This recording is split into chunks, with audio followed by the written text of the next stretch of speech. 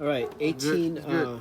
cubic centimeter skybox. It's okay. Got it. My original skybox base, Got it. it like overflexed and broke its joint here. So I found this other base, and then I'm transferring everything over there to this side. All I had to do was just rivet things out. It was 3/16, and then before I changed it over, I've already changed this bar. I'm gonna bring the other bar over, but I got these pieces of metal here, and we're reinforcing it with rivets so it doesn't flex again and curve. All right, that's my Yakima box. There's the old one. Here's the new reinforced one.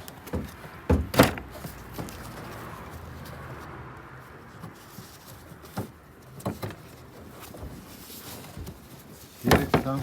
Hit it.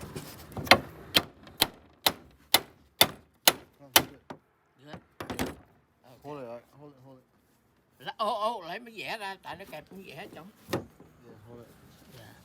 Don't push that.